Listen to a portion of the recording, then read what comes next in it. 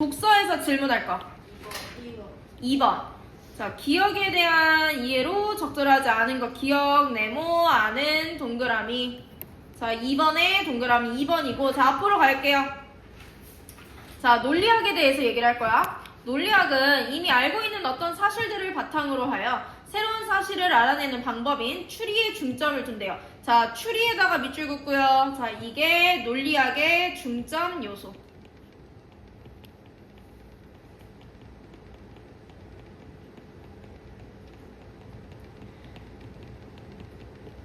이때 추리는 언어를 필수적으로 요구하는데 이에 따라 논리학에서는 모든 대상이 언어로 표현되어야 하며 자, 언어 밑줄 긋고 얘가 논리학의 기본 단위가 되는 거야.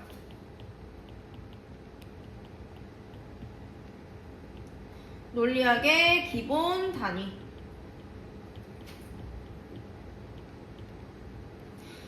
구체적인 한 언어로 그 언어의 문법에 맞게 표현된 문장을 명제라고 지칭합니다. 자, 우리 명제에다가 네모 한번 해볼게요. 자, 동그라미 기억이지? 구체적인 한 언어로부터 문장까지 바로. 이게 명제의 개념이죠. 그러면 이번에는 명제의 특징을 볼 텐데 명제는 어떤 밑줄, 사실을 진술하는 것이므로 참이나 거짓이라는 값을 필수적 밑줄로 가져요. 이게 특징 동그라미 1. 둘 중에 하나의 값을 무조건 가지고요. 명제가 자 밑줄 평서문이 아닌 감탄, 명령, 의문문의 형태를 취한다면 참이나 거짓이라는 값을 갖지 않으므로 명제라 할 수 없다. 밑줄 특징 동그라미 2. 명제는 그 진술이 사실과 부합되면 참이 되고 그렇지 못하면 거짓이 된다. 그런데 사실을 진술한 명제 중에는 자 밑줄 진위 여부를 과학적인 실험과 관찰에 의해서 판별할 수밖에 없는 것들도 있다. 밑줄 진위가 뭐야? 진실과 거짓이지. 진위 여부 판단이 어려운 명제 동그라미 1.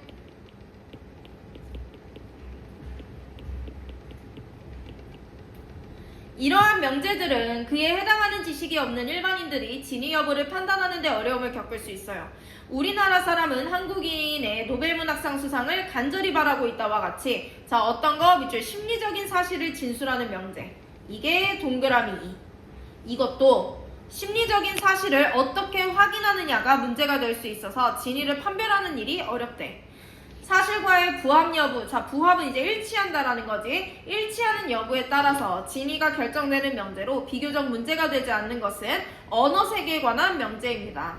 자 우리 밑줄 그어볼게. 문제가 되지 않은 것은 언어 세계에 관한 명제야. 그냥 밑줄만 볼게. 청소년은 10대 후반의 젊은이를 말한다라는 명제는 우리말을 아는 사람이라면 누구나 참이라는 사실을 알 수 있다. 이처럼 자 밑줄 바로 묶을게요. 진위 여부를 가려내기 위해 사실을 확인할 필요가 없는 명제까지 바로. 이걸 우리는 이제 분석 명제의 네모라고 해요. 아버지는 남자이다라는 문장의 경우 남자라는 의미가 주어 아버지의 의미에 포함되어 있으므로 경험이 필요하지 않으며 오직 두 개념의 관계에 의해서 명제가 참임을 알 수 있다. 내일은 비가 오거나 비가 오지 않는다와 같은 명제는 내일 비가 온다와 내일 비가 오지 않는다에 자 밑줄 일어날 수 있는 두 가지 진술을 선택 명제로 제시한 것이므로 참이 되는 명제다. 밑줄 이게 무슨 말이냐면 거짓이 아닐 경우에 참인 문장에 해당하므로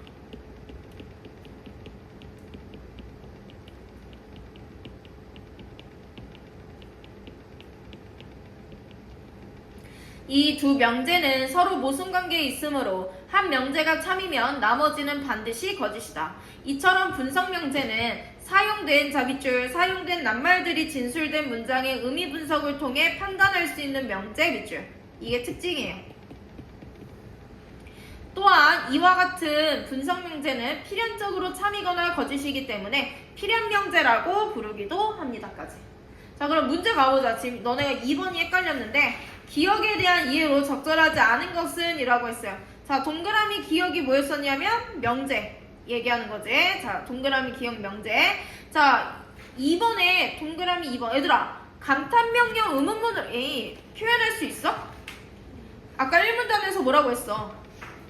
명절할 수 없습니다 라고 얘기를 했죠? 그러니까 2번에 동그라미 2번이 적절하지 않은 거. 됐어요?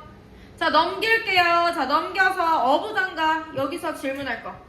2번이랑 3번이요. 2번, 3번 보자. 2번은 자, 윗글 네모, 윗글의 내용을 다 봐야 되고 적절 동그라미.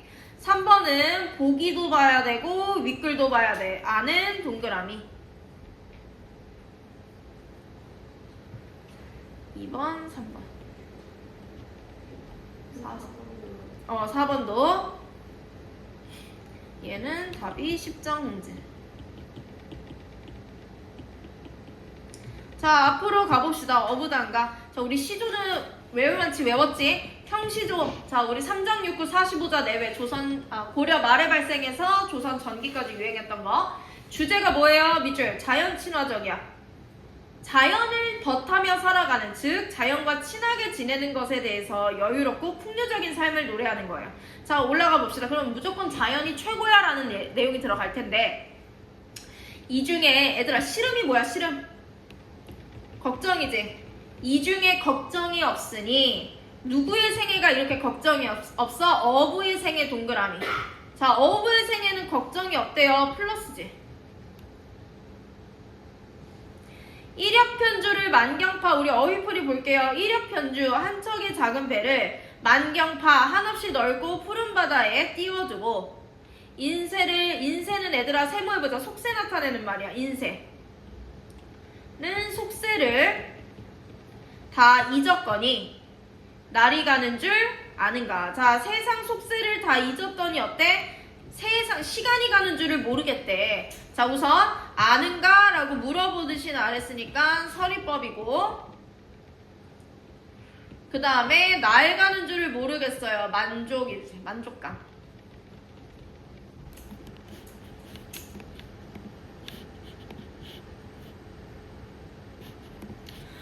굽어보면 천심녹수, 돌아보니 만첩청산. 자, 우선 밑줄 긋고요.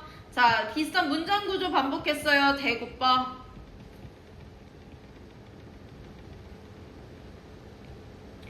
천심녹수와 만첩청산을 봤더니 자, 천길이나 되는 깊고 푸른 물, 겹겹이 둘러싸인 푸른 산. 그러니까 이제 물과 산을 얘기를 하는 거야. 이쪽을 보면 물이 있고 저쪽을 보면 산이 있대. 자연 속에 있는 걸 얘기를 하는 거지. 자, 대구법이고 지금 자연 속에 있다라는 거예요.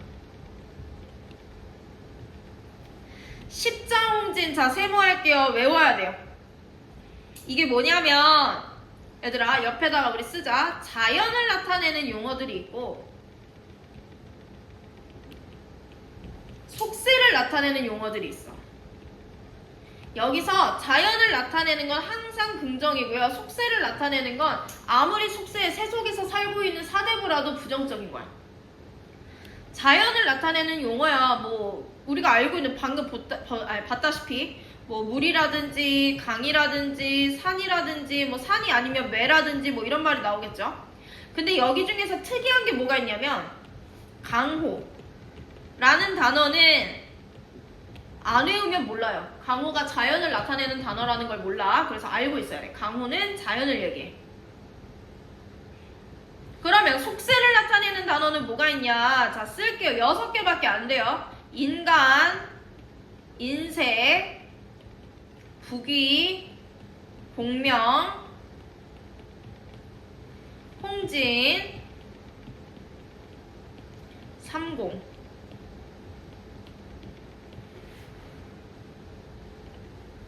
자, 일단 쓰고 인간은 말 그대로 사람 얘기하는 거고요. 인쇄는 인간 세상 얘기하는 거고요. 부귀는 돈, 공명은 명예, 홍지는 얘들아 직역을 하면 붉은 먼지야. 붉은 먼지인데 뭐 왜인지는 모르겠으나 속세 나타내는 말이고요. 삼공은 영의정, 우의정, 좌의정이야. 그러니까 이것도 결국에는 그 벼슬을 얘기를 하는 거라서 얘네가 보이면 그냥 세모 표시하면 돼. 세모 표시하면 돼. 십정홍진도 마찬가지지. 속세에 관련된 것. 그러니 이것이 얼마나 가려 있는가? 자, 서리법. 물어보듯이. 강호 나왔네. 자, 강호가 뭐라고? 자연. 강호에 월백하다라는 거는 이제 달이 뜨는 걸 얘기를 하는 거야. 달이 밝거든. 더욱 무심하다라는 말이 얘들아. 현대국어에서는 무관심이라서 나쁜 뜻인데 중세는 욕심 없느냐. 이라서 나쁜 뜻이 아니에요. 청아에 밥을 싸고 농류에 고기 꿰어 밑줄. 자, 마찬가지로 대국법. 청아는 푸른 얀잎, 농류는 푸른 버드나무. 자, 소박함이지. 밥이랑 고기. 노적 화총에 배에 메어두고. 일반 청이미를 어느 분이 아실까? 자, 노적 화총, 갈대풀과 억새풀이 가득한 곳에 배를 메어두고. 일반 청이미, 보통 사람이 품은 맑은 뜻을 어느 분이 아실까? 밑줄 그은 다음에 자, 서리법이고 만족감.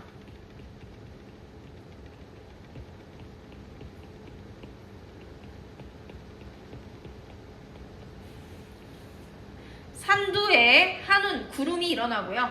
수중에 백구가 날아다니는데, 자, 일단 얘는 이제 구름이라는 거 알고 있으면 되고, 그 다음에 백구는 얘는 외워야 돼. 갈매기야. 흰 갈매기. 많이 나와. 백구는 흰 갈매기가 날아다녀요. 대국법. 무심코 다정한 것이 이 두 것이로다. 일생의 시름을 잊고 너를 쫓아서 놀겠다. 장안을 돌아보니 북궐이 천리로다. 얘들아, 북궐이 뭐냐면 임금이 계신 곳이야.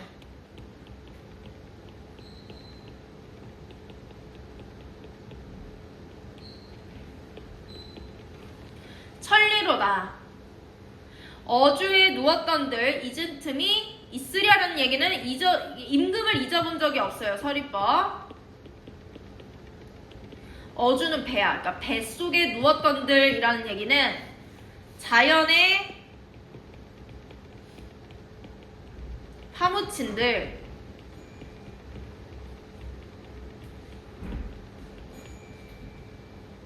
이런 뜻이고요. 두어라 내 시름 아니라 제세연이 없으리. 자, 그러면 없으랴. 자, 없으랴 밑줄. 자, 서리법.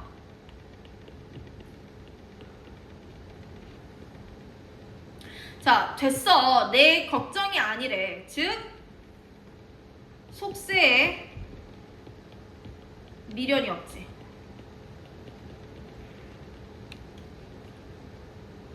제세연은 밑에 뭐라고 나와있냐면 세상을 구한 어진 인물이 없으랴라는 얘기는 알아서 하겠지 라고 얘기를 하는 거예요. 자, 그럼 문제를 가서요. 2번이요. 윗글의 내용에 대한 설명으로 적절한 것은 이라고 했어. 2번에 동그라미 4번 제4수에서 라고 했어. 자, 제4수는 이거 얘기하는 거죠. 제4수에서 화자는 주위 자연물과 일체감을 느끼며 자연과 어울려 살고 싶은. 얘들아, 일체감이라는 건 물화일체 하나가 되는 거거든. 근데 무심코 다정한 것이 얘네라고 지금 얘기를 하고 있는 거잖아. 그러니까 그러면서 뭐라고 얘기를 해? 일생의 시름을 잃고 너를 쫓아서 라고 얘기를 하고 있는 거지. 그러니까 내가 쟤를 쫓아간다라는 건 하나가 된다라는 걸 여기서 얘기를 하는 거야. 그래서 자연과 어울려 살아가는 주위 자연물과의 일체감은 어디서 나타나냐면 너를 쫓아 놀리라. 자, 여기서 일체감이 나타나는 거예요.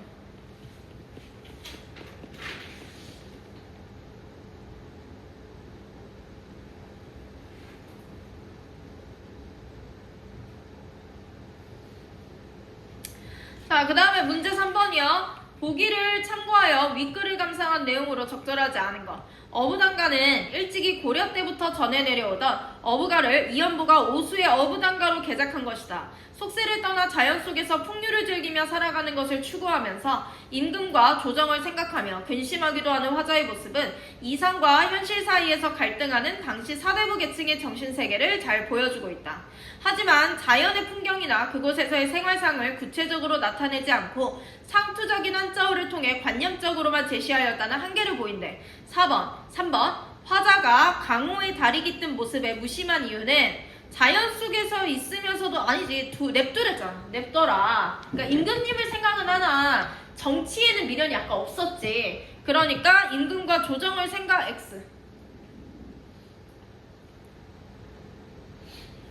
자, 넘겨서요. 얘들아, 여기서 질문할 거 있어요. 10점 문제는 아까 안 했지. 자, 얘는 이제 알아야 돼. 여기 먼지라고 했으니까 속세에 관련된 거. 10점 문제는 되는 거고. 자, 그 다음에 여기 138페이지에서 질문할 거. 없어요. 자, 그럼 얘들아 넘어갈게. 넘어가서 12번째. 1번부터 다 불러줄게요. 1번에 2번, 2번에 4, 3번에 B, C, E. 넘겨서 1번에 4, 2번에 2, 3번에 5, 4번에 투입. 그 다음에 1번에 3번, 2번에 4번, 3번에 3번, 4번에 나는 걷는다. 그 다음 1번에 4번, 2번에 2번, 3번에 5번, 4번에 기쁨, 즐거움. 자, 그럼 우리 앞으로 가서 관형의 기능과 유형은 질문할 거 있어요. 1번이랑 3번이요. 3번이요. 자, 1번, 3번인데 우리 1번은 틀리면 안 돼. 봐봐. A와 B에 들어갈 말을 바르게 짝지은 것은 이라고 했어요. 자, A를 보면 뭐라고 나와 있냐면, 자, 얘는 관형사, 관형어를 얘기하는 거지. 자, 여기다 써놔. 자, 얘들아, 무슨 사자로 끝나는 거랑 뭐뭐어로 끝나는 건데, 명사, 대명사, 수사처럼 무슨 사로 끝나는 거 품사. 단어를 얘기를 하는 거고요. 주어, 목적어, 부사어처럼 어로 끝나는 건 다 문장 성분. 얘도 무슨 얘는 문장이지.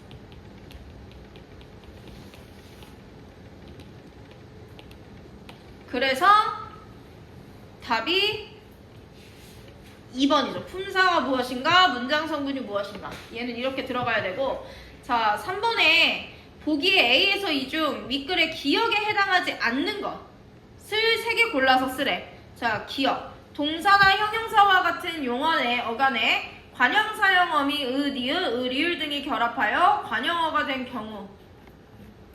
자, 3번에 B, C, E. B. 두세 광줄이 담아놓고. 여기 아까 기억이 뭐였냐면 동사랑 형용사에 관형사형 어미 니은하고 리을이 붙은 건데 그것에 해당하지 않는 걸 고르라고 했으니까 이거는 흠집이 나다라는 말에다가 니은이 들어간 거고, 그 다음에 D는 팔리다에다가 니은이 붙은 거고, 얘도 마찬가지. 모두 똑같이 못나서 싫다, 실은, 그치, 얘도 니은이 붙은 거지. 그러니까 아니야 얘는 아니지. B, C, E. 그러니까 그쵸, 얘 아니죠. 그래서 B랑 C랑 E는 관련이 없는 거예요.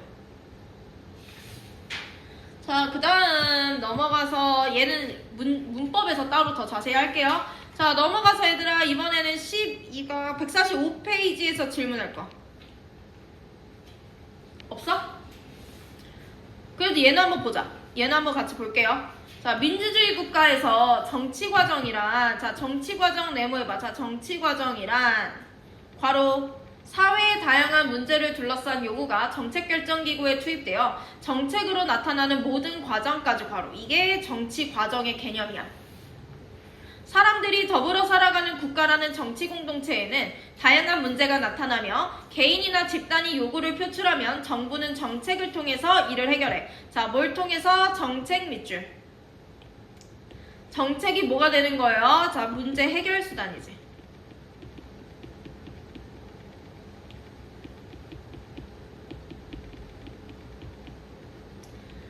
문제 해결 수단을 통해서 이를 해결합니다. 그런데 정부 정책은 어떤 집단에게는 혜택이 될 수 있지만 어떤 집단에게는 손해를 입힐 수도 있기 때문에 정부 정책에 대한 밑줄, 정부 정책에 대한 개인이나 집단의 입장은 대부분 찬성과 반대로 나뉜다. 밑줄. 즉 일관, 똑같을 수가 없어요. 일관될 수 없음.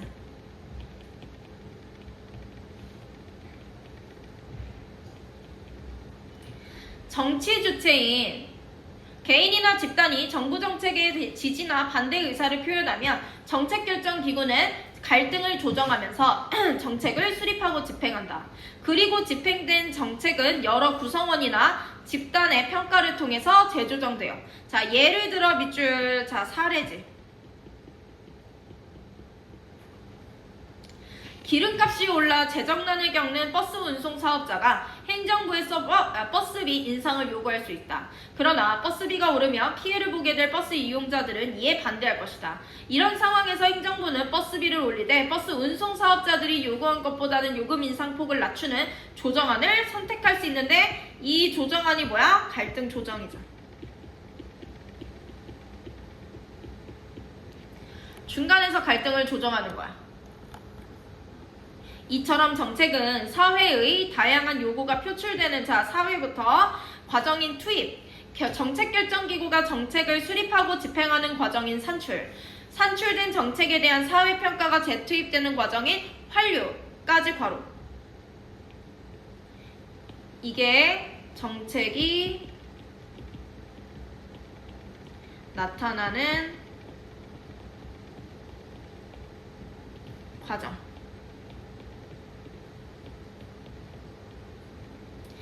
거쳐 진행된다. 이 과정에 영향을 미치는 국가기관으로는 입법부, 행정부, 사법부가 대표적이에요. 자, 일단 입법부는 뭐를 할 거냐면요. 입법부 네모해보자. 자, 입법부는 사회구성원의 요구를 반영하여 법을 만들고요. 밑줄. 행정부 네모, 법을 집행 밑줄 하고요. 사법부 네모, 법을 해석하고 심판 밑줄. 해석하고 심판하는 정책결정기구이다. 이들은 정책 수립과 집행을 통해서 밑줄 사회 문제를 해결하고 다양한 행위자 간 갈등을 조정함으로써 사회를 유지하는 역할. 자, 이게 이들이 있는 이유죠. 국가기관뿐만 아니라 개인도 다양한 방식으로 자신의 요구를 표현하여 정치 과정에 영향을 미칠 수 있다. 그러나 개인적으로 정책에 대해 지지나 반대 의사를 표시하는 것보다는 뭐가 더 커? 밑줄 집단을 통해 요구를 투입하는 게 더 효과적이야. 왜? 집단의 영향력이 더 커요. 집단의 영향력이 더 크기 때문에.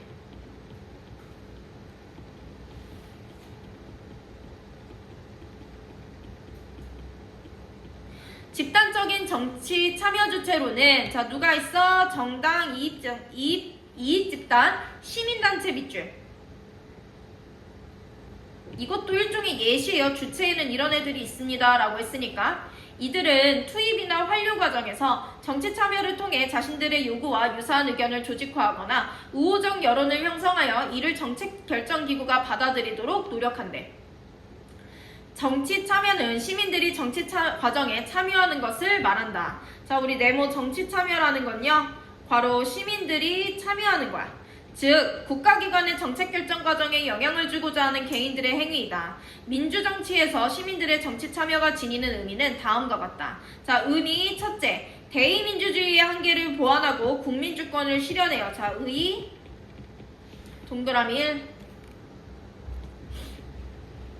시민들은 적극적으로 정치에 참여하여 자신들이 원하는 것을 정책에 반영함으로써 민주주의의 기본 원리인 국민주권의 원리를 실현할 수 있어요. 둘째, 밑줄. 민주주의의 원리인 정치적 평등과 다수결의 원리를 실현 밑줄. 의, 동그라미.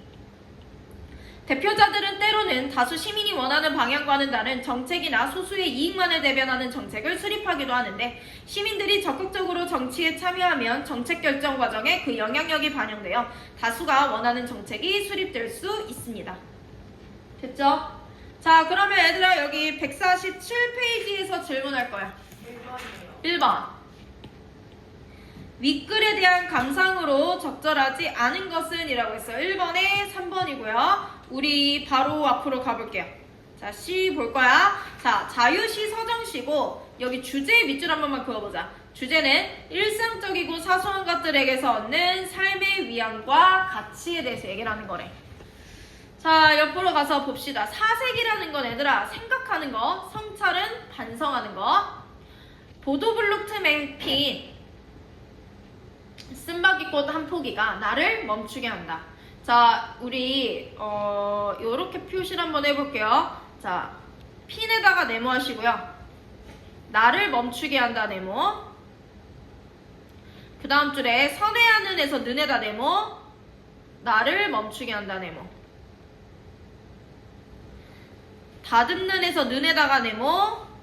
나를 멈추게 한다 네모. 돌아서는 에 는에 네모. 나를 멈추게 한다 네모. 자, 우리 여백에다가 네모 땡땡하고 무엇은 나를 멈추게 한다. 무엇은 는 나를 멈추게 한다.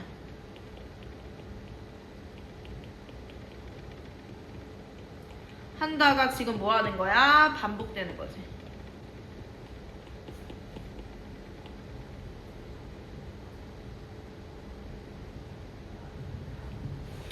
자, 그러면 이제 내용을 볼게요. 보도블록 틈에 핀, 자, 쓴바귀꽃 한 포기 밑줄.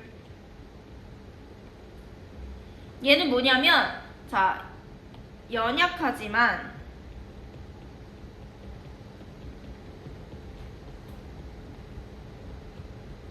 생명력이 있는 거지.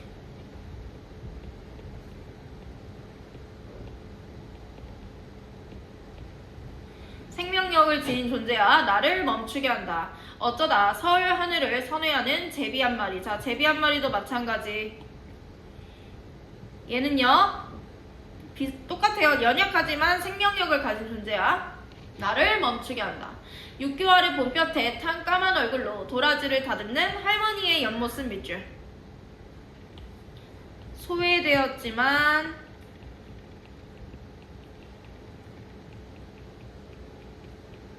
굳세게 살아가는 존재예요. 구분어리로 실업자 아들을 배웅하다 돌아서는, 자, 밑줄 어머니의 뒷모습. 평범하지만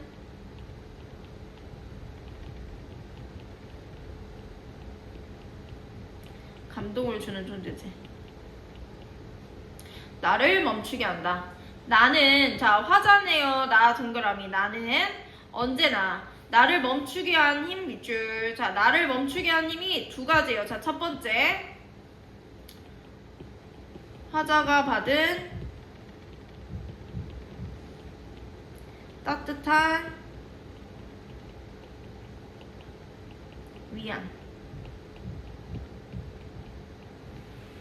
두 번째, 평범하고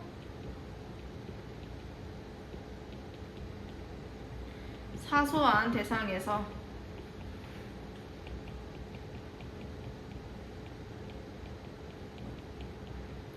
발견한 가치.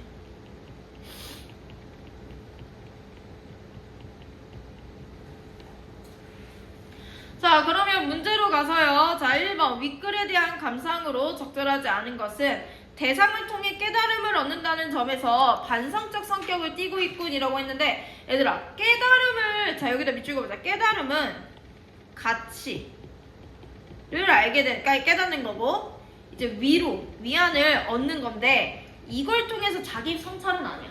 그래서 동그라미 3번이 적절하지 않아요. 1번만 틀렸어요? 자, 마지막 질문 하고 쉴게요. 자, 마지막 질문. 통곡할 만한 자리, 여기서 질문할 거. 2번, 3번. 2번, 3번. 몇 번? 4번. 자, 얘들아, 우리 바로 앞으로 가봅시다. 얘는 수필이야. 수필을 이제 경험한 걸 쓰는 거지. 7월, 자, 밑줄. 7월 초 8일 갑신일 밑줄. 자, 이거 수필이잖아. 수필은 뭐야? 자기가 경험한 걸 그대로 쓰는 거지. 자, 그리고 이 수필 중에서도요, 얘는 기행문이에요. 기행문 특징 동그라미 1이야. 구체적인 날짜를 밝혀요. 막다.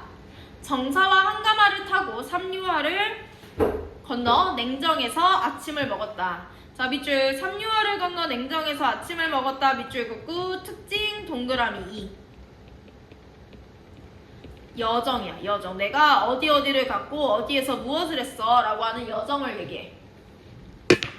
10여리를 가다가 산기슭을 하나 돌아 나가니 태복이란 놈이 갑자기 국궁을 하고는 말머리로 쫓아와서 땅에 엎드리고 큰 소리로 백탑이 현신하셨기에. 자, 얘들아, 백탑은 우리가 알고 있는 탑을 얘기를 하는 거고 현신은 보여줬다라는 거거든. 백탑이 스스로 보여줬기에 이에 아레나이다 라고 얘기를 했어. 근데 말이 돼? 탑이 스스로를 보여줘? 아니지. 일단 백탑이 스스로를 보여줬다라고 했으니까 의인법이고요. 그리고 내가 쟤를 보는 거지 쟤가 나를 보는 게 아니야. 주체와 객체가 바뀌었어요. 주객전도. 그냥 백탑이 보입니다 라는 말을 저렇게 한 거야. 태복은 정진사의 마주이다. 산기슭이 가로막고 있어 백탑이 보이지 않기에 말을 급히 몰아 수십 보를 채 못 가서 겨우 산기슭을 벗어났는데 안광이 어질어질하더니. 자, 밑줄 어질어질하더니 호련히 검고 동그란 물체가 오르락 내리락 한다. 자, 안광이 어질어질해요. 현기증이 나요. 자, 이 벌판을 보는 순간 이제 어질어질했대. 이제야 깨달았다. 사람이란, 자, 밑줄 사람이란 본래 의지할 곳 붙일 곳 없이 단지 하늘을 이고 땅을 받고 이리저리 나다니는 존재라는 것을. 밑줄 즉, 그러니까 얘가 지금 무슨 상황이냐면 쭉 넓은 이제 들판을 이제 요동 벌판을 이제 보게 된 거야. 그러니까 너무 위대한 그 자연의 모습 앞에서, 자, 쓸게요. 인간이 작은 존재임을 깨달은 거지.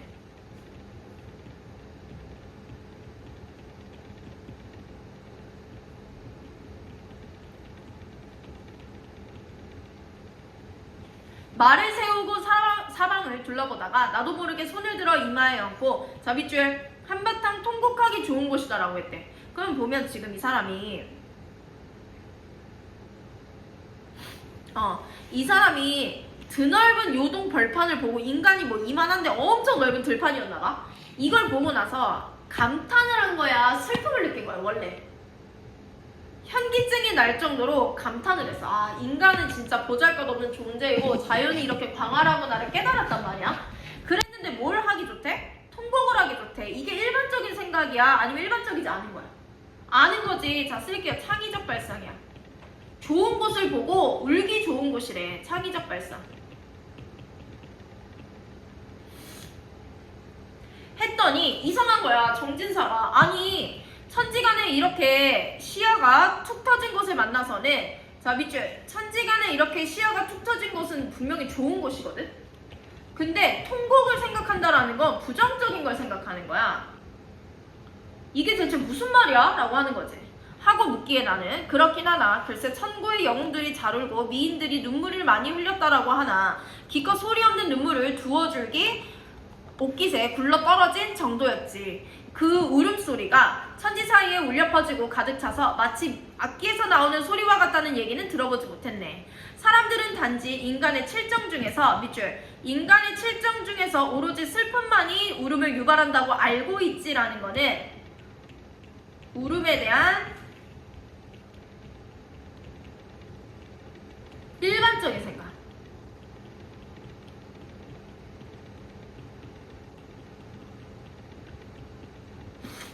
일반적으로는 그렇게 알고 있지. 하지만 이 글쓴이는 뭐래? 자, 밑줄 7개의 감정이 모두 울음을 자아내는 줄은 모르고 있대요. 이건 글쓴이의 생각. 얘들아, 칠정이 뭔지 알아요? 말했다시피 7개의 감정이거든? 그 7개의 감정은 이거야. 기쁨, 분노, 즐거움, 사랑, 미움 이런 걸 얘기를 하는 거야. 근데 사람들은 이 7개의 감정 중에서 일반적으로 뭐만 눈물을 유발한다고? 슬픈 감정만 유발한다고 생각하는데 아니야. 기뻐도 울고 분노가 나도 울고 즐거워도 울고 사랑해도 울고 미워해도 울고 욕심이 많아도 울어버린다는 거지. 그래서 이 사람은 이렇게 생각을 한다는 거야. 자, 막히고 억눌린 마음을 시원하게 풀어버리는 데에는 소리를 지르는 것보다 빠른 방법이 없네. 통곡 소리는 천지간에, 자, 밑줄 우레와 같아서 지극한 감정에서 터져나오고, 밑줄 울음과 웃음의 공통점.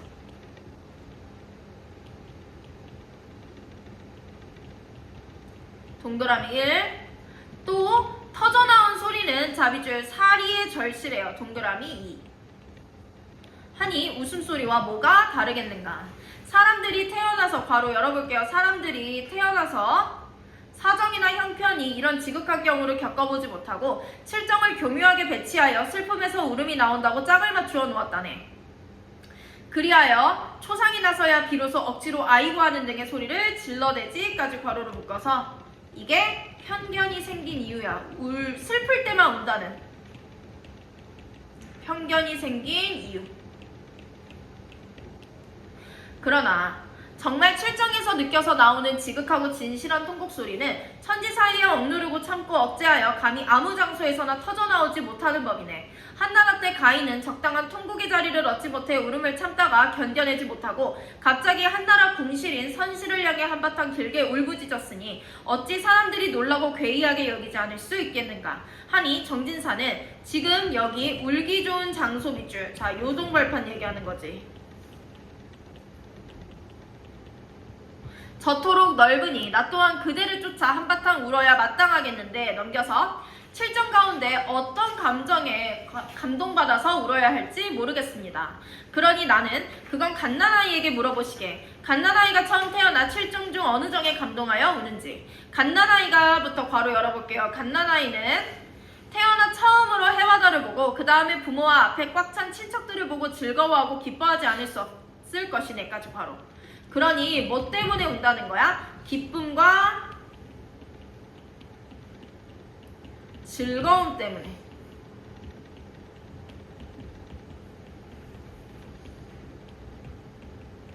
운다는 거야. 이런 기쁨과 즐거움은 늙을 때까지 두 번 다시 없을 터이니 슬퍼하거나 화를 낼 이치가 없을 것이고 응당 즐거워하고 웃어야 할 것이 아닌가. 그런데도 도리어 한없이 울어대고 분노와 한이 가슴에 꽉 찬 듯이 행동을 한단 말이야. 이를 두고 신성하게 태어나거나 어리석고 평범하게 태어나거나 간에 사람은 모두 죽게 되어 있고 살아서는 허물과 걱정 근심을 백방으로 겪게 되므로 갓난아이는 자신이 태어난 것을 후회하여 먼저 울어서 자신을 위로하는 것이라고 한다면 이는 갓난아이의 본 마음을 참으로 이해하지 못해서 하는 말이네 밑줄. 자, 즉 슬퍼서 우는 게 아니라는 거지.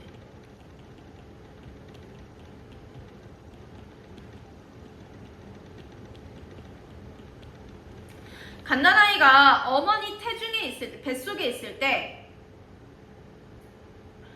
자, 괄호 한번 열어볼게요. 갓난아이가부터 어머니 뱃속에 있을 때 캄캄하고 막히고 좁은 곳에서 웅크리고 부대끼다가 갑자기 넓은 곳, 그러니까 얘들아 어머니의 뱃속은 조선을 의미하는 거고 넓은 곳은 요동벌판을 얘기를 하는 거야.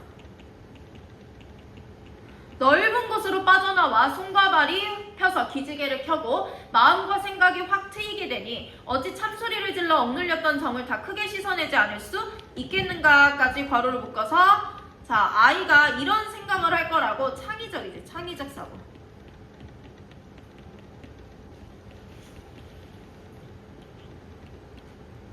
그러므로 갓난아이의 거짓과 조작이 없는 참소리를 응당 본받는다면 금강산 비로봉 밑줄. 자, 통곡하기 좋은 장소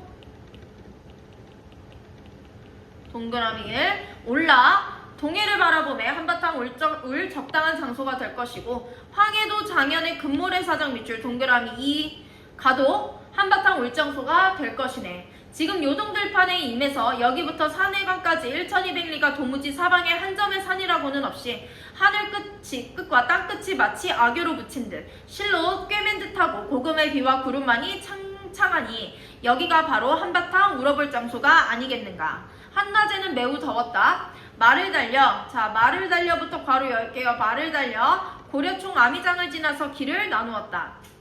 나는 주부 조달동, 변군, 박래원, 정진사, 겸인, 이황영과 함께 옛 요동으로 들어갔다. 번화하고 풍부하기는 봉성이 10배쯤 되니 따로 요동 여행기를 써놓았다. 서문을 나서서 백탑을 구경하니 자비줄 그 제조의 공교하고 화려하며 웅장함이 가히 요동벌판과 맞먹을 만했대요.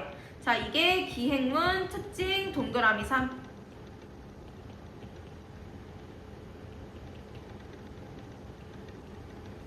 감상이죠. 그리고 만화자까지 괄호로 묶어서 요동 벌판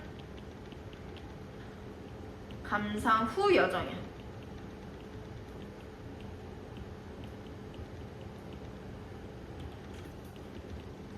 따로 백탑에 대해 적은 백탑기가 뒤편에 있다까지. 자, 2번 갈게요. 기억 니은에 대한 설명으로 적절하지 않은 것은 이라고 했어요. 2번에 2번이고, 자, 우리 기억이 정진사고 니은이 나야. 그러면 정진사는 뭐 하는 사람이야? 일반적인 생각을 하는 사람이고,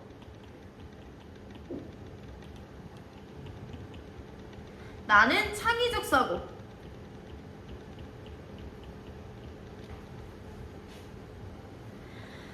기억은 니은의 주장에 대해 긍정하지만 니은의 행동에 대해서 걱정 안 하죠. 걱정한 적 없지. 그래서 동그라미 2번이 적절하지 않은 거. 자, 그 다음에 3번이요. 보기를 읽고 윗글의 글쓴이가 하였을 반응으로 적절한 것은 이라고 했어요. 3번에 동그라미 5번. 슬픔보다 감동을 일으키기 쉬운 것은 없다는 허균의 생각은, 얘들아, 슬픔보다, 여기 보면 허균이 뭐라고 얘기를 했냐면, 여기 이건 그대로 나와 있는 거니까 이건 허균이 얘기한 게 맞는 거지. 슬픔보다 감동을 일으키기 쉬운 건 없대. 이 말은 슬픔만 울음을 유발한다는 편견을 굳히는 거지. 오케이? 그래서 동그라미 5번 됐어요. 자, 마지막 4번.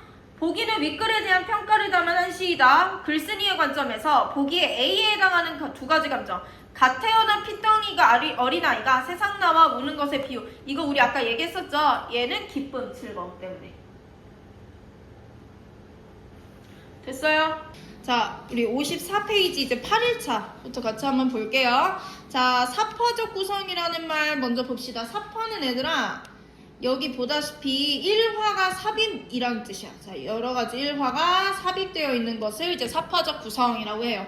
그리고 여기에서의 이 1화는 에피소드라는 말로 바꿔 써도 상관없어.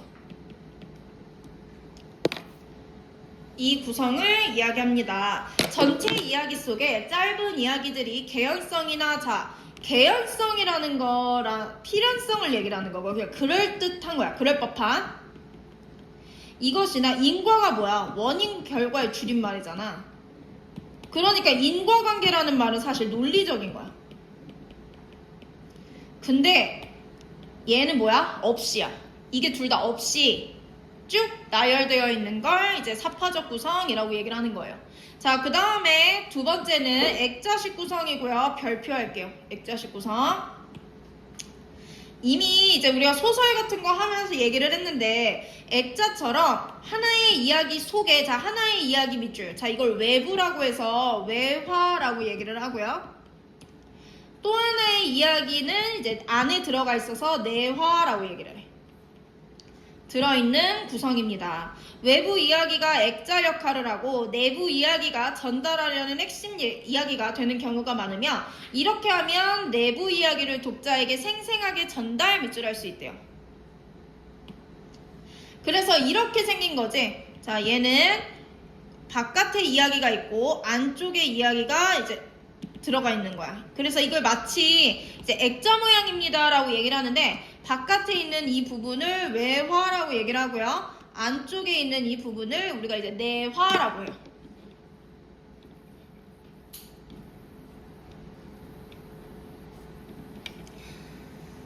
자, 그 다음에 내려가서 입체적 구성을 볼게요. 얘는 시간적 순서를 따르지 않는 거. 시간적 순서를 따르지 않는 것을 이야기하는 거고요. 그러면 시간적 순서를 따르면 어떻게 되냐? 그건 이제 우리가 평면적 구성이라고 해. 평면적 구성은 나와 있다시피 시간적 흐름에 따라 사건을 전개하는 걸 얘기해요. 그러면 시간적 흐름에 따르는 걸 우리가 뭐라고 얘기를 해?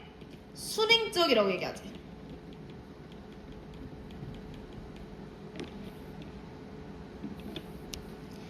구성을 이야기합니다. 넘겨서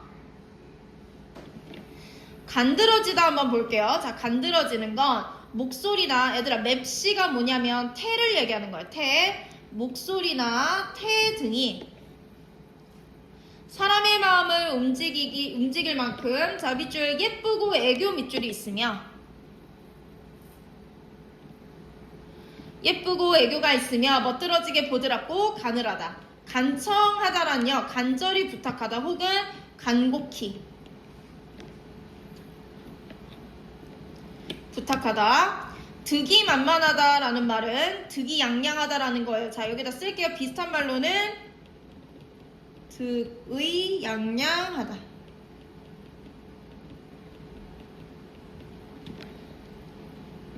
기세가 등등한 걸 얘기를 하는 거야. 그래서 여기 기고만장이라는 얘기가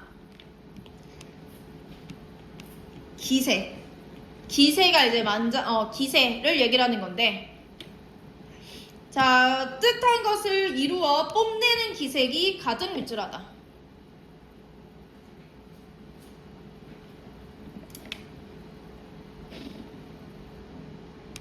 자 무상하다는요 시간이 가면서 모든 것이 변함으로 자 무상이라는 말은 허무하다라는 거야.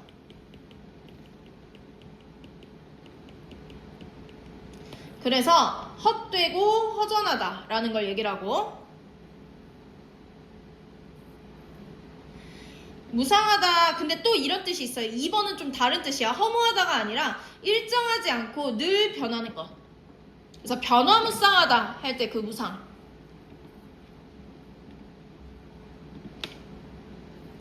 미덕은요 칭찬을 받을 만큼 아름답고 훌륭한 태도나 행위. 자 뭐 아름답고 훌륭한 태도나 행위를 얘기를 하는 거고 분별하다는 구분하는 거지. 자 구별하여 가르다. 근데 2번은 바른 생각이나 판단을 한다. 비굴하다라는 건요 용기나 줏대가 없어서요 남에게 잘 굽히는 걸 얘기해요. 자 넘겨. 야멸차다는 자기만 생각하고 남의 사정을 돌볼 마음이 거의 없어요. 그리고 태도가 차고 야멸. 그래서 얘도 조금 다르지. 자 얘는 자기만 생각하는 거야. 그러니까 이기적인 거야. 남의 사정을 돌볼 마음이 거의 없어요. 그런데 2번은 조금 달라요. 야무지다. 야물딱진 걸 얘기해. 애달프다는 마음이 안타깝거나 쓰라리다, 애처롭고 쓸쓸하다. 뭐 안타깝고 쓰라리다, 애처롭고 쓸쓸하다 그냥 감정이고요. 우격다짐은요 억지로 우겨서 남을 복종하게 함. 임기응변은 즉석에서야. 그래서 그때그때 처한 상황에 맞게. 그래서 이거는 즉석. 그 자리에서 즉석으로 미리 계획된 게 아니에요. 바로 결정하거나 처리하는 거라서 얘는 대처의 개념이지. 천성은 타고난 성격이나 성품을 얘기해요.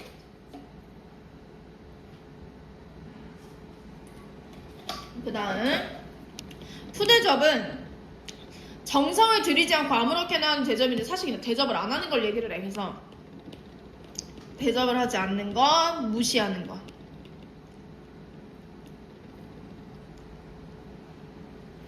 호의호식은요 잘 먹고 잘 입는 거예요. 좋은 옷을 입고 좋은 음식을 먹음. 이건 이대로 알고 있어야 돼요. 자 넘겨서 자 우리 뒤로 쭉 가서요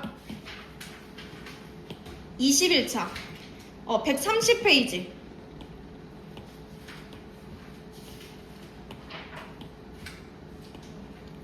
자 130페이지로 가서 자 관성, 과학 용어예요. 관성은 얘들아 물체가 다른 힘을 받지 않는 한 첫 번째 정지 상태, 두 번째 아니면 움직이기는 움직이는데 같은 속도로 계속 움직이는 거야. 즉 변화가 없는 걸 얘기를 해. 변화 없이 계속 멈춰 있거나 아니면 움직여도 같은 속도로. 두 번째 마찰력은요 이걸로 인해 결국 마찰을 일으켜서 정지하는 거지. 그래서 정지하게 하는 운동을 방해하는 힘을 얘기를 하는 거예요. 그 다음 비례하다라는 것, 한쪽의 양이나 수가 증가하는 만큼 똑같이 증가하는 거. 이게 증가하는 만큼 증가하는 걸 우리가 비례라고 하는데, 또 그것도 있지. 감소하는 만큼 감소하는 것도. 감소하는 만큼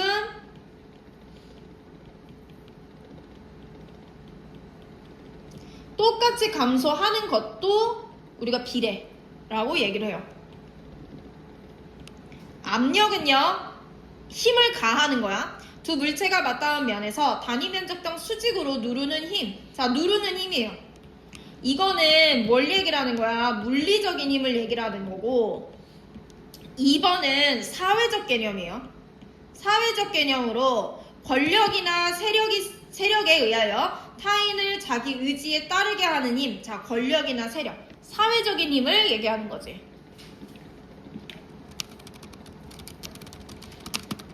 자, 넘겨서. 용해는요, 녹는 거예요. 물질이 액체 속에서 균일하게 녹아서 용액이 만들어지는 일이야. 또는 용액을 만드는 일이고, 원심력은 여기 미리 표시할게요. 구심력과 반대되는 개념이에요.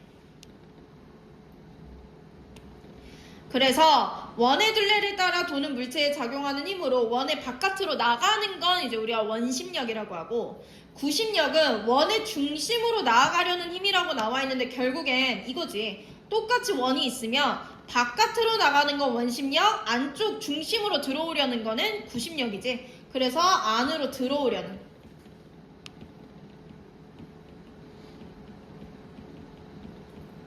힘을 구심력이라고 얘기해요.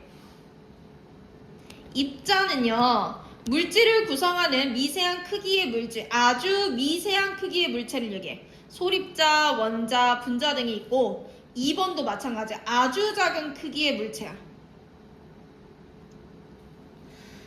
입증하다라는 말은 어떤 증거 등을 내세워 증명하는 거야.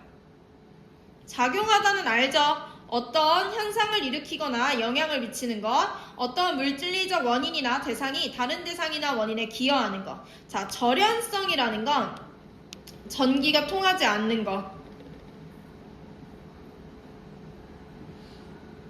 자, 정립하다는 정하여 세우다. 이거는 그냥 한자 그대로라서.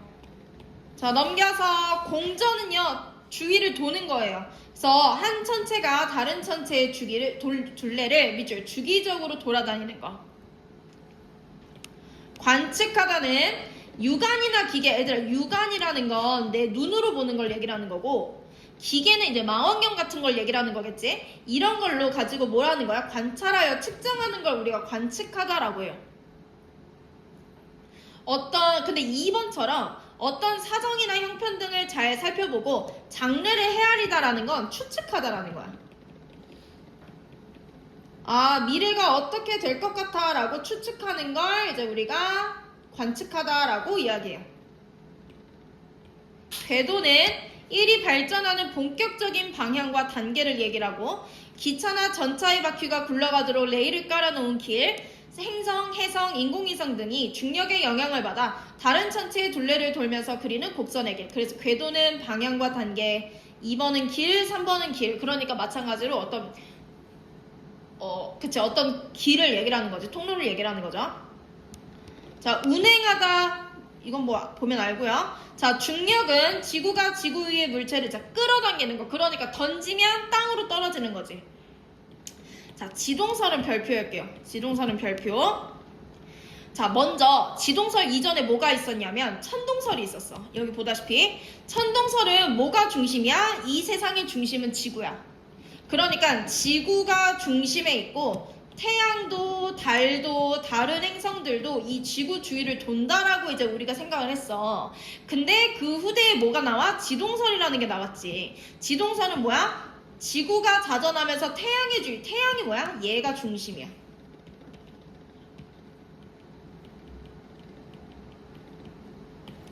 얘가 중심이니까 이제 질타를 받은 거죠. 이 세상의 중심이 지구가 아니라니 라고 하면서. 근데 이제 지금 이게 일반화 되어 있는 거고. 자, 그러면 얘는 됐고요. 우리 넘어가서 문법 볼게요.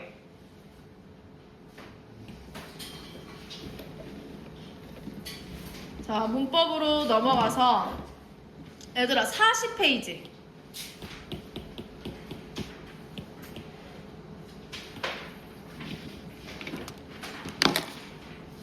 숙제했지? 40페이지부터 39도 안 했어? 자, 39페이지에 1번에 OOX, 2번에 체언 목적어, 관계언, 이름, 대명사, 수사. 그 다음 1번에 국가, 2번에 그분, 우리, 나, 여기, 그것. 3번에 1번은 니은, 2번은 기억. 됐어요? 자, 넘겨.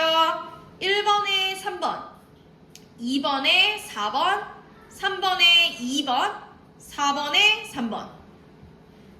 41페이지 1번에 3번, 2번에 5번, 3번에 5번, 4번에 4번, 5번에 4번, 6번에 1번. 자, 얘들아 41에서 먼저 40페이지 질문할 거 있어요. 1번. 품사에 대한 설명으로 적절하지 않은 것은 이라고 했어. 자, 그거 먼저 얘기해봐. 품사 분류 기준이 뭐야? 그렇지, 형태, 기능, 의미 얘기하는 거지. 형태에 따라서 뭐랑 뭐로 나뉘어? 두 개. 그렇지, 가변화, 불변화. 기능에 따라서는 체형. 그치, 그게 들어가야지. 체형, 용언, 수식언, 관계언, 독립언. 그쵸? 그러면 명사, 대명사, 수사는 기능이 아니라 뭘로 나눈 거야? 그렇지. 그래서 동그라미 3번. 헷갈리면 안 되고. 자, 됐어요, 그럼? 넘겨서 41페이지에서 질문할 거. 6번. 미출진 단어 중 수사가 아닌 것은요? 라고 했어요. 자, 1번. 아플 때는 쉬는 것이, 이거는 그거야. 그러니까 최고다 라는 뜻의 명사야. 그래서 제1, 제2 그 숫자를 얘기를 하는 게 아니라 최고라는 뜻을 나타내는 명사. 그쵸? 여기 여러 가운데서 첫째 가는 것을 뜻하는 명사이다. 됐어요? 자, 그럼 넘겨서 44페이지. 43은 됐죠? 아, 여기 다 안 됐어? 아, 43페이지 먼저 보자. 1번에 XOO, 2번에 자동사, 형용사, 관형사, 부사. 1번은 작다, 따뜻하다, 슬프다. 2번은 있다, 흐르다, 주다. 그 다음에 1번은 아니, 2번은 자주, 3번은 어제. 3번에 순서대로 부사, 관형사, 부사, 관형사. 부사, 관형사, 부사, 관형사. 자, 질문할 거 있잖아. 저 3번에 2, 4번이요. 2, 4번. 자, 다른 일. 자, 봐봐. 다른 일은 1은 1인데 다른 일이란 뜻이고, 얘는 다르다에다가 니은이 붙은 거지. 그러니까 얘는 관형사형 어미가 붙은 이제 관형어로 봐야 되고, 다른 자체가 이제 관형사로 보는 거고, 1을 꾸미니까. 4번? 네. 나라는 나란데 여러 나라. 그러니까 얘잖아. 얘네 둘은 특정 명사를 꾸미고 있잖아. 그러니까 관형사로 봐야죠. 그 다음 페이지 넘어가서 1번에 4번, 2번에 2번, 3번에 5번, 4번에 1번. 자, 여기서 질문. 4번. 다음 중 관형사와 부사가 모두 쓰인 문장은 이라고 했어요. 자, 4번에 동그라미 1번이야. 너는 어떤 것이 좋아서 얘들아 어떤하고 좋아. 더. 그러면 얘는 요렇게 생긴 얘는요 분명히 자립은 못하나 뒤에 조사가 붙어있어. 이런 애들을 우리가 의존명사라고 한다고 했지. 자립은 못하는데 뒤에 조사가 붙어있어요. 그러면 의존명사를 꾸며줘. 체언을 꾸며주니까 어떤은 관형사가 되는 거고, 그 다음에 좋긴 좋은데 더 좋다, 덜 좋다 정도를 나타내니까 얘는 좋다라는 걸 꾸며주는 부사. 됐어요? 다른 거에 질문할 거 있으면 해야 돼. 자, 그럼 다음 페이지 넘어가서 45페이지. 1번에 3번, 2번에 5번, 3번에 2번, 4번에 5번, 5번에 1번, 6번에 5번. 7번에 1번. 자, 여기서 질문할 거. 5번. 보기에서 설명하는 부사가 쓰인 문장은? 이라고 했어요. 자, 보기에서 설명하는 부사 5번에 동그라미 1번인데 일단 문장에서 얘들아 여기 밑줄 어느 한 성분을 수식한대. 그럼 문장 부사야 성분 부사야? 성분 부사지. 자, 그러면서 특히나 장소나 시간 등 특정한 대상을 가리키는 밑줄. 그러면 내일이라고 시간 나와있잖아. 시간이잖아. 그치? 나머지는요 얘들아 안은 안, 못 얘네 둘은 묶어서 이제 부정부사가 되는 거고, 그 다음에 그리고는 둘을 연결해주는 접속부사가 되는 거고, 그 다음에 빨리와 무럭무럭은 성질 상태를 나타내는 성산부사고. 자, 넘겨서요 47페이지. 자, 1번에 X55, 2번에 부사어, 보조사, 자유로운, 1번에 접속조사, 격조사, 보조사, 2번에 1번은 기억, 2번은 디귿, 3번은 니은, 3번에 아야, 아이, 깜짝이야, 아이고.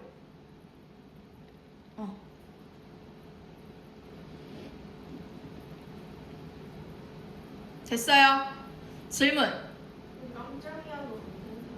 깜짝이 놀람이잖아. 놀람. 이거 외워놔. 자, 그 다음에 넘겨 48페이지. 1번에 3번, 2번에 5번, 3번에 5번, 4번에 4번. 자, 여기서 질문할 거. 3번. 보기에 밑줄 친 품사의 특징으로 알맞은 것은, 얘들아 여기 그래라고 나와 있어. 얘 뭔데? 문장에 맨 앞에 나와 있는, 그치? 감탄사, 독립어를 얘기를 하는 거지? 자, 그러면 알맞은 것은 3번에 5번. 여기 문장에서 불변하잖아. 불변하지? 그래서 동그라미 5번이 적절하지 않은 거. 3번 같은 경우에는, 그러니까 이거는 감탄사의 특징은 맞는데 이 그래가 이걸 못 나타낸다는 거야. 그쵸? 자, 그 다음에 없으면 다음 페이지 49페이지. 1번에 4번, 2번에 5번, 3번에 3번, 4번에 3번, 5번에 1번, 6번에 3번. 자, 질문. 2번이랑 6번. 자, 2번 먼저 볼게요. 보기에 밑줄 친 조사에 대한 설명으로 적절한 것은? 이라고 했어. 2번의 동그라미 5번인데 기억의 이와, 얘들아 자, 요거 틀리면 안 된다. 잘 봐. 이야, 요 이는 무슨 조사야? 그러니까 아니에요? 야, 이게 웃긴 게 뭔지 알아? 따로따로 이렇게, 야, 태린아, 넌 틀리면 안 되지. 너 이거 틀렸잖아, 시험에서. 너 이가 주격조사야, 복격조사야? 야, 이걸 말했는데도 모르면 어떡해. 뒤에 되다 아니다 밑줄 그어, 얘들아.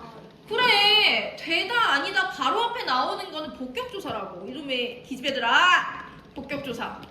뭐야? 저 복효까지 써놨는데 틀렸어요.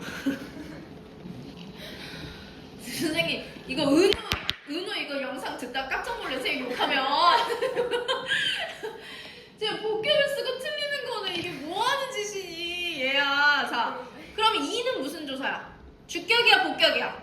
물 2에서 이는? 제가 주격이에요. 얘가 주격이지. 바로 앞에 있는 것만 복격이니까. 이게 사람이 참 안 보인다니까. 시험장 들어가면 지금 이번에 고등학교 1학년 2학기 문법 시험 보니까 단어 이거거든. 얼마나 틀릴지 진짜 감도 안 나. 감도 안 오는데 이 이는 되다 아니다 앞에, 그러니까 이가 나오면 일단 의심부터 해. 이가가 나오면 주격이냐 복격이냐 그것이 문제 된 거야. 되다 바로 앞에 나온 복격조사 이고 얘는 이제 주격조사가 되는 거지. 도서관에서 책을 찾았다라고 했어요. 얘는 격조사 중에 무슨 격조사야? 주격. 에서에 언제 주격조사에 에서가 있었어? 이가 에서께서 그때는 그거잖아. 학교에서 운동회를 열었다. 그러니까 연 주체가 학교 집단이니까 그때는 주격조사였고, 도서관에서 책을 찾은 건 누가 찾았어? 내가 찾은 거잖아. 얜 장소잖아, 장소. 그러니까 얘는 부사격조사가 돼야지.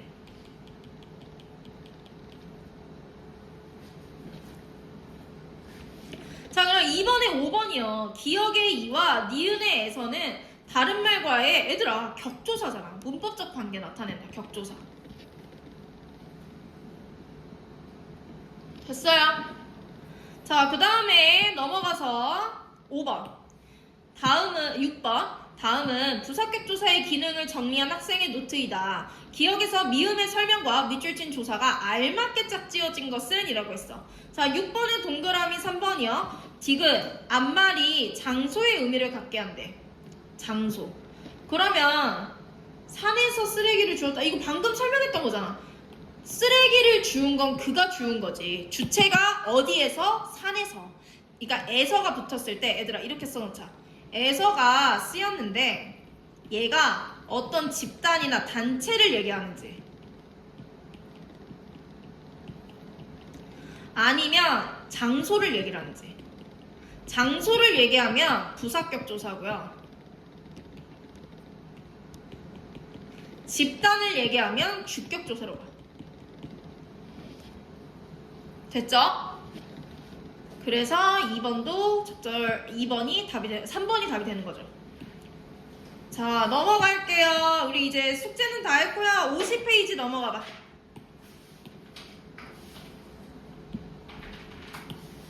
자, 우리 오늘 단어의 형성 1, 2를 이제 최대한 끝내볼 건데, 자, 단어의 형성 1부터. 오늘 좀 속도가 빨라서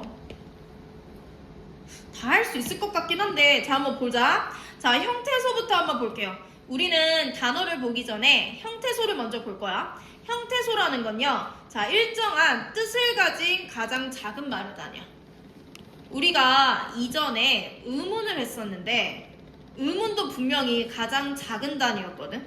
근데 얘는 뜻을 가진 게 아니라 뜻을 구별하는 기능을 가진 가장 작은 단위였어요. 그러니까 다른 개념이에요. 형태소는 뜻을 가지고 있는 가장 작은 말의 단위야. 그러면 얘가 뜻을 가지고 있는 가장 작은 애인데 이거보다 더 쪼갤 수 있어 없어? 없어. 이거 자체가 제일 작은 거야. 예를 들면 이거지. 지수가 밥을 먹었대. 그래서 얘를 쪼개려고 봤더니 지수 플러스 가로 나눴거든. 지수는 더 쪼개질 수 있어 없어? 없어. 그게 형태소야. 알겠지? 자, 지수가 밥을 먹었다. 자, 이 형태소에는요 종류가 있어요. 자립 형태소와 의존 형태소와 실질 형태소와 형식 형태소. 얘들아, 자립, 의존, 이게 뭐가 어려워? 의존하면 의존 형태소고, 혼자 쓸 수 있으면 자립 형태소겠지? 자, 여기가 더 중요해요. 자, 실질적 의미의 유무에 따라서 실질 형태소냐, 형식 형태소냐로 나뉘어. 실질 형태소에서 말하는 실질적인 의미 밑줄. 이건 우리가 오른쪽으로 가서요. 여기를 한번 같이 볼게요. 실질적인 의미가 뭐냐면 밥은 끼니로 먹는 음식이라는 뜻을 나타내고 먹다 먹고 먹으니에서 그 이세 의미를 나타내는 건 먹이라는 부분이라는 거지. 음식 따위를 입을 통하여 뱃속으로 들여보내다라는 뜻을 나타낸다. 이처럼 구체적인 밑줄, 구체적인 대상이나 상태 동작 등을 나타내는 것이 실질적 의미야. 좀만 더 쉽게 얘기하면요, 얘는 어휘적인 의미, 어떤 단어로서의 뜻을 가지고 있는 거지. 형식 형태소는요, 실질적인 의미 없이 뭐만 한데, 자, 밑줄 문법적 기능을 하는 애요. 그래서 얘는 뭐가 있어? 조사라든지 접사라든지 어미라든지.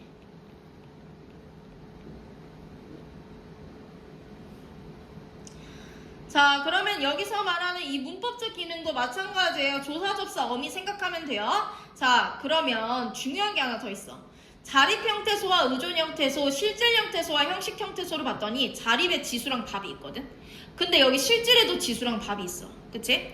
의존을 봤더니 가을 먹었다인데 가을 어따 무려 4개나 다 들어가 있어.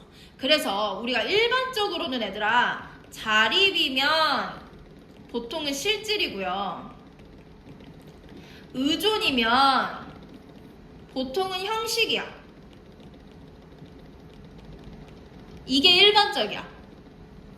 근데 이거는 이제 일반적으로는 이러고 예외가 있어요.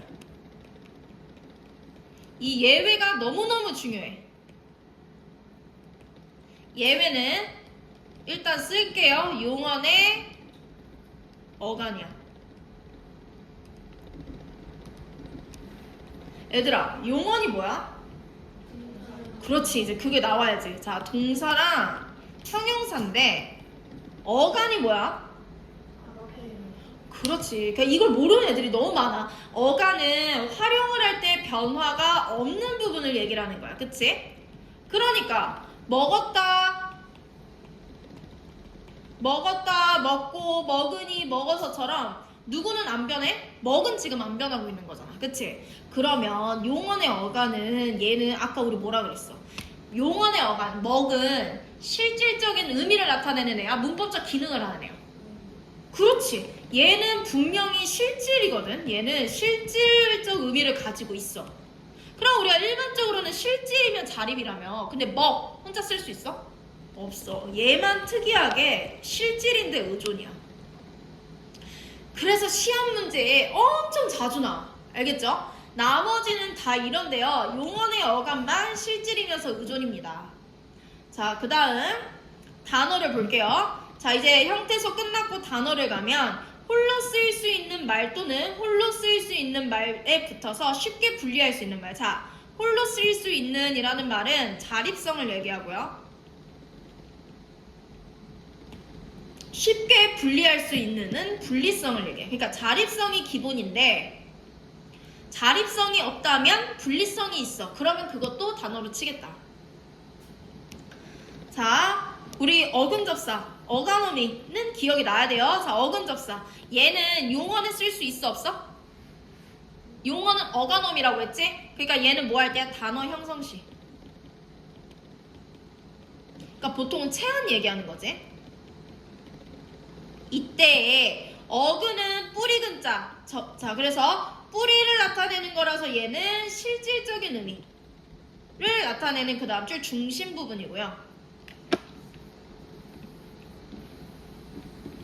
그 다음 접사는요. 형태소가 결합하여 단어를 형성할 때 일부 어근에 붙어서 그 뜻을 제한 밑줄 하거나 문법적 역할을 하는데 어근의 앞에 붙으면 접두사, 뒤에 붙으면 접미사. 자, 이렇게 얘기하면 좀 헷갈리고, 자, 여기 한번 봅시다. 우리 접사에는 뭐가 있냐면 얘는 접두사와 접미사가 있어요. 여기 밑에다 따로 쓸게. 자, 접사에는 접두사랑 접미사가 있어.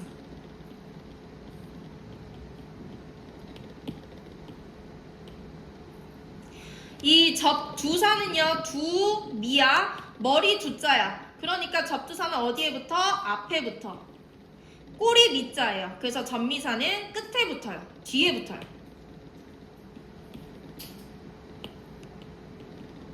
자, 그리고 접두사는 무슨 기능이 있냐면 의미를 제한하는 기능 혹은 한정이라고 해도 상관없어요.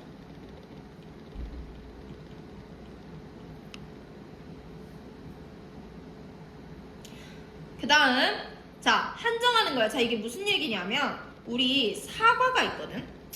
사과가 이만큼 있어. 이만큼의 사과 중에 우리 이 많은 사과 중에 덜 익은 사과를 찾아봐 라고 해서 사과는 사과인데 덜 익은 사과라고 하는 이제 푸시부터 덜 익은이란 뜻에 그럼 요만큼의 사과 중에서 덜 익은이라는 요만큼만 우리가 한정을 짓는 거지. 그래서 의미를 한정한다 라고 얘기를 하는 거야. 자, 우리 접미사도 마찬가지로요. 의미를 제한하고 한정하는 기능은 여전히 해요. 근데 얘가 특이하게 무슨 기능도 하냐면 품사를 변화시켜요. 너무 중요해.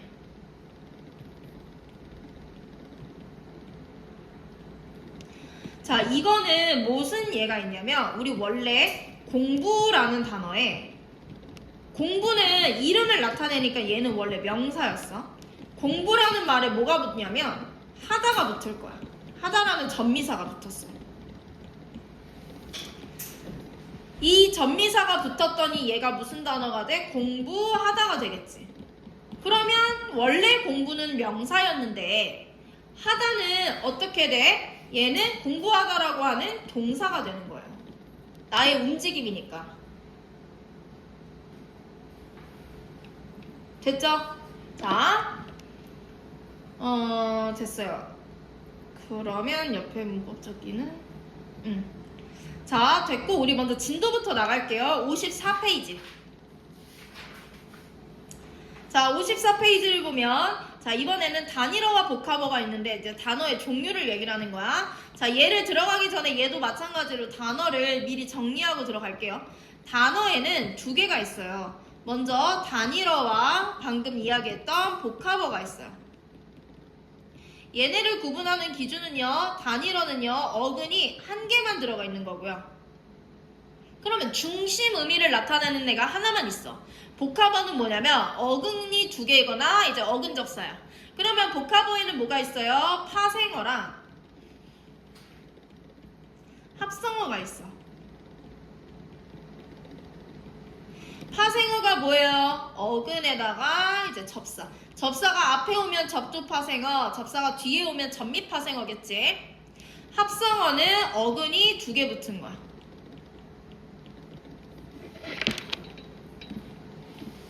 어근이 두 개 붙은 걸 이야기해요. 자, 그러면 단일어는 자, 내려가서 단일어 방금 얘기했다시피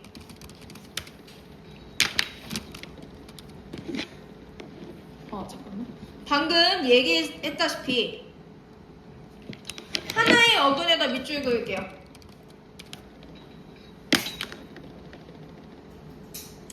하나의 어근이야.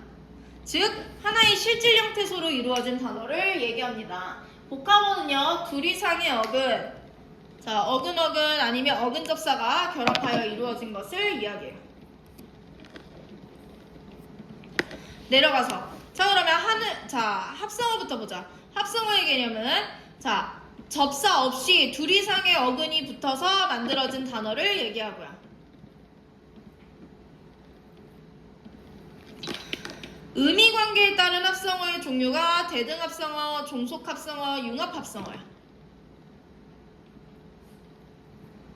대등은 우리가 동등한 걸 얘기를 하는 거지. 두 어근이 본래의 의미를 가지고 대등이라는 얘기는 동등하게.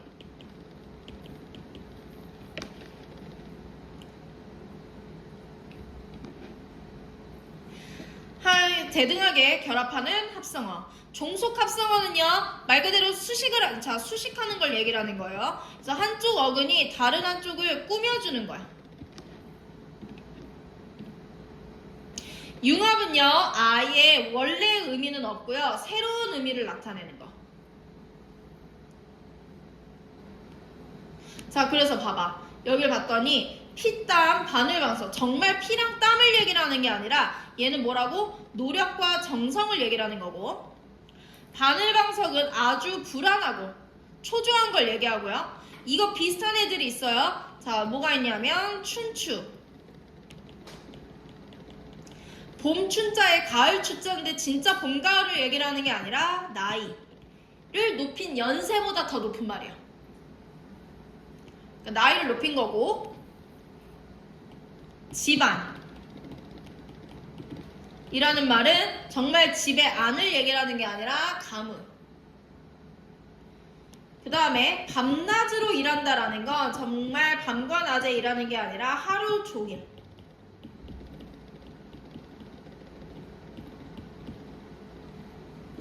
이라는 걸 이야기합니다.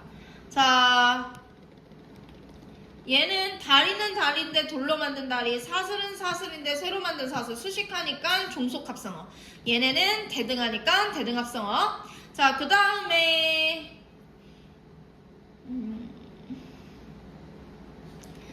여기 한번 볼게요.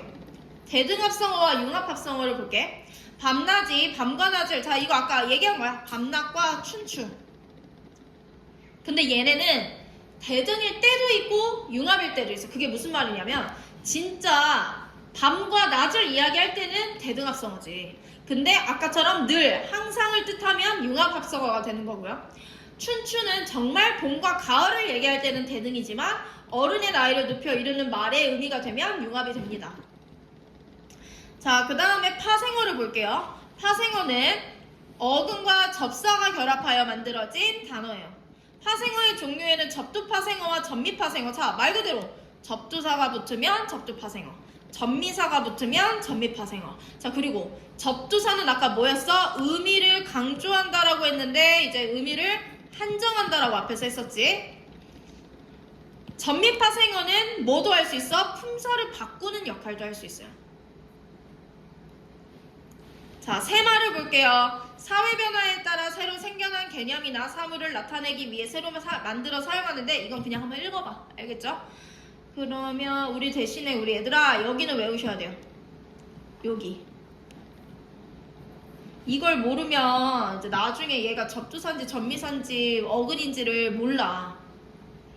그래서 구는 쓸데없는 자, 그럼 여기서 중요한 게 나와. 자, 얘들아, 구는 쓸데없는 거라 했잖아. 얘랑 비슷한 애가 뭐가 있냐면 이제 군살이야. 그러니까 우리 맨날 군살 빼야 된다라고 하잖아. 쓸데없는 살이니까. 근데 선생님이 시험 문제에 군밤을 넣어놨어. 군밤을 넣어놓고 얘는 파생어예요 라고 이제 선생님이 넣어놨다. 파생어면 누구랑 누가 결합하는 거라고? 접사랑 어근이 결합하는 거지. 그러면 얘가 군이 접사로서의 기능을 한다라는 거 의미가 뭐야? 이 의미 있잖아. 근데 얘 지금 쓸데없는 밤이란 뜻이야? 아니지. 이 구는 뭐야? 굽다잖아. 말 그대로 굽다잖아. 그러면 이 군밤은 합성어가 돼? 파생어가 돼? 합성어야. 이때는 합성어. 이거 써놔. 시험에 많이 나와요. 군밤은. 쓸데없는이라는 뜻일 때는 접사가 되는 거고요. 굽다라는 의미가 될 때에는 어근이 돼요. 그래서 의미를 외워버리라는 거야. 그래서 구는 쓸데없는, 그 다음에 새는 매우 짙고 선명하게, 햇은 당해의 낫, 덫은 겹쳐 신거나 있는, 꾸러기는 그것이 심하거나 많은 사람, 개는 그러한 행위를 하는 도구까지.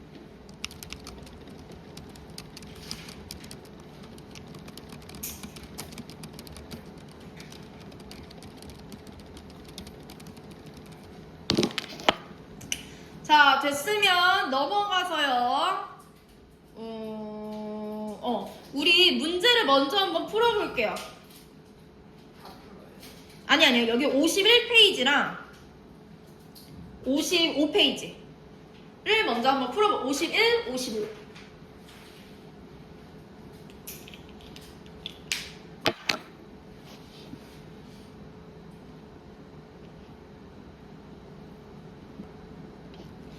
자, 넘겨서 55페이지는 1번에 OXX, 2번에 복합어 어근 새말, 1번에 고슴도치 치솟다 떡국, 2번에 오가다 물걸레 춘추 혹은 나이, 3번에 1번은 기억, 2번은 디귿, 3번은 니은. 됐어요? 질문 없어? 3번 어떤 거? 이거? 여기서 각 단어를 자, 일단 2번 첫 글자를 딴 거니까 얘는 열심히 공부하다. 첫 글자 딴 거지. 그러니까 열공은 이제 2번이 되는 거고, 그 다음에 각 단어의 첫이 아니라 일부분을 딴 거야. 그래서 웃기다의 웃과 슬프다의 푸다를 합친 거. 엄지족은 족이 전미사야. 그러니까 파생의 방법이라고 얘기를 한 거예요. 자, 됐으면 우리 오늘 그냥 이거 진도 끝내버리자. 58페이지 가봐. 그게 아니야. 우리 지금 5시 35분이야. 1시간 남았어. 1시간. 왜 이렇게 빨리? 왜 이렇게 시간이 안 몰라, 오늘 너무 지금 만족스러워. 우리 오늘 지금 근데 평소보다 좀 중간중간 좀 수다를 덜 떨긴 했어. 들어가. 들어가. 자, 왜냐면 이 부분은 별로 어려울 게 없어요. 그래서 여기까지 나가볼게요. 자, 58페이지. 자, 어휘의 체계와 양상을 보면, 자, 어휘의 체계를 한번 봅시다. 얘는 어휘는 어원에 따라서 고유어와 한자어, 자, 뭐에 따라서? 밑줄 어원에 따라 고유어와 한자어와 외래어로 구분할 수 있습니다. 자, 그 다음에 내려가서 1번 고유어, 2번 한자어, 3번 외래어인데, 1번은 우리말에 본디부터 있던 말이나, 자, 밑줄 우리말에 처음부터 원래부터 있던 말이나 그것에 기초하여 새로 만들어진 말. 그 다음에 특징, 우리 민족의 뭐와 정서나 문화가 담겨 있어요. 또 일상생활에서 자주 쓰이다 보니 하나의 단어가 여러 가지 의미로 쓰이는 자, 다의어, 만일 다의 뜻 의자라고 했어요. 그래서 다의어가 많고요. 세 번째, 의성어나 의태어 같은 음성 상징어나 색채어가 많습니다. 한자어 볼게요. 한자를 바탕 밑줄, 한자를 바탕으로 만들어진 말로 이거는 그냥 이렇게 한자가 있으면 걔가 한자어야. 이것을 말하는 것으로 우리말 어휘에서요. 자, 밑줄 가장 큰 비중을 차지해요. 그 다음 개념어나 추상어 밑줄이 많고요.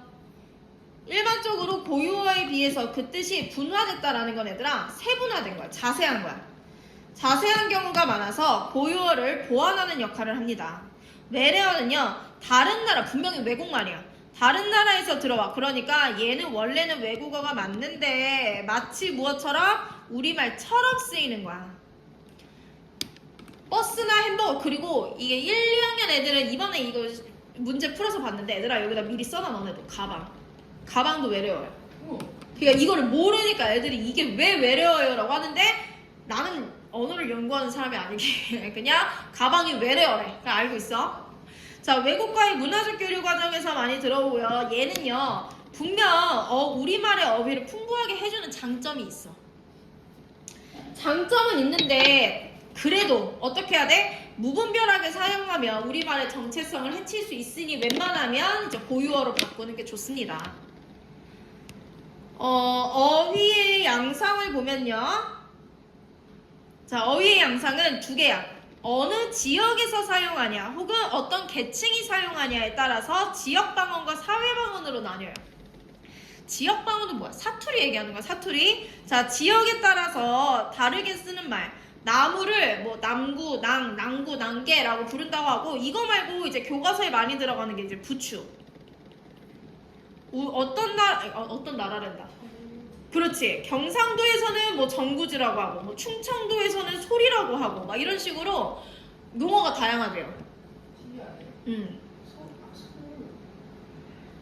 그래서 특징, 각 지역의 고유한 정서와 문화 마찬가지야. 정서와 문화를 담고 있어서 우리 어휘를 풍부하게 해주자. 그러면 외래어는 아까 풍부하게 해주지만 무분별하게 사용하지 말랬잖아. 얘는 달라요. 얘는 지역방언은 풍부하게 해주는 거 플러스 옛말의 자취가 남아있어서 국어 역사 연구에 도움을 줘. 그러니까 얘는 유지하는 게 좋은 거야. 알겠죠? 자, 사회방언은요. 세대, 분야, 매체 밑줄 이것에 따라 다르겠어요. 10대냐, 20대냐, 30대냐 혹은 분야는 의료 분야냐, 뭐 법조계냐 이런 식으로 매체에 따라 달라요. 그래서 같은 집단 내에서 쓰면 밑줄 의사소통의 효율성을 높여요. 우리 의학 드라마 보면 계속 어휘풀이 나오잖아. 그치? 근데 그거를 어휘풀이, 그러니까 의료 분야끼리 그 말을 쓰지 않겠다고 해서 어휘풀이 된 걸 그대로 다 쓰면 너무 말이 힘들어지는 거지. 그러니까 효율성을 높이고 또 자기들끼리만의 친밀감. 10대가 쓰는 말 가지고 10대끼리 통하는 게 있을 거고 이제 20, 30대도 마찬가지겠죠. 하지만 같은 집단이 아니면 무슨 일이 일어나? 의사소통에 어려움이 생길 수 있어요. 그러니까 적당히 써야 합니다.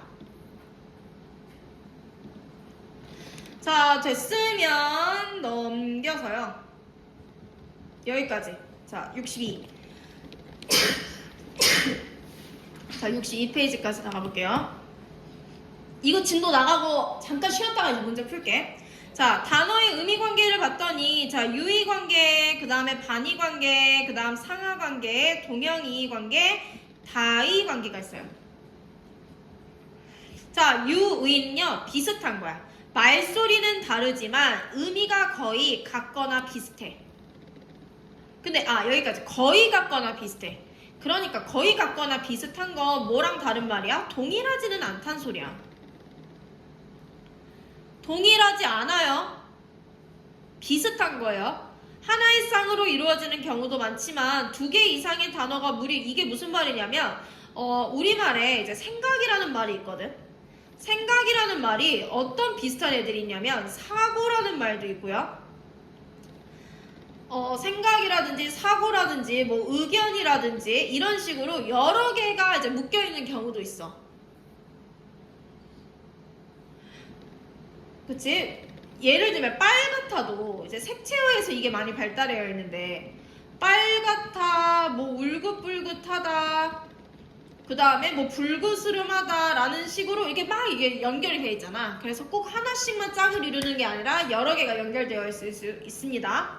의미가 비슷하여 바꾸어 쓸 수 있지만 완전 똑같은 게 아니라고 했잖아. 그래서 바꾸어 쓸 수 없는 경우도 있어요. 반의 관계는요, 의미가 서로 반대되거나 대립되는 단어들의 관계를 얘기해. 단어 사이에, 자 밑줄, 단 한 가지 의미 요소만 다르고 밑줄 별표. 딱 하나만 달라야 돼요. 딱 하나만 달라야 되고요. 나머지 의미 요소는 공통적이어야 합니다. 하나의 단어에 여러 개의 단어가 대립하는 경우도 있는데 이거는 왜? 다이어일 경우.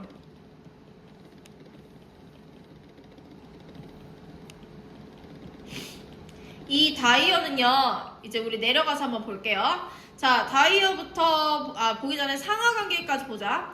한 단어가 의미상 다른 단어를 포함하거나 다른 단어에 포함이 되는 것으로 포함하거나 포함이 되는 관계로 포함을 하면 상이어, 되면 하이어라고 해요.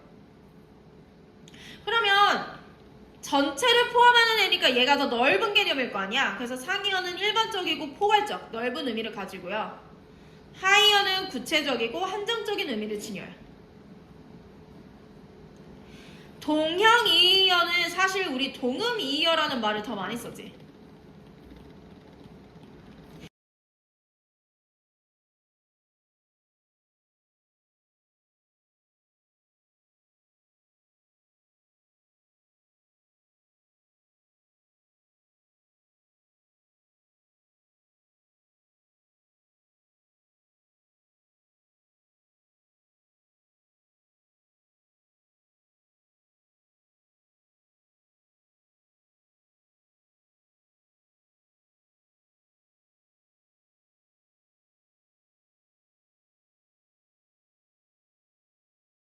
자, 59페이지 1번에 XO, X 2번에 고유어 외래어 표준어 1번에 치마 개나리 감기 냉면 택시 아르바이트 2번에 정구지 오이소 2번 사회방어는 스카 뻐정 그 다음에 3번에 1번은 니은, 2번은 디귿, 3번은 기역. 됐죠? 자, 여기서 질문할 거 있어요? 없어. 자, 넘겨서 63페이지 1번에 XXO 2번에 상이어, 하이어 의미, 다이어 그 다음에 1번은 디귿, 2번은 니은, 3번은 기역 2번에 다의 관계, 동형이의 관계 동음이의라고 해도 돼요 3번에 달 됐어요? 자, 질문할 거 있어? 없어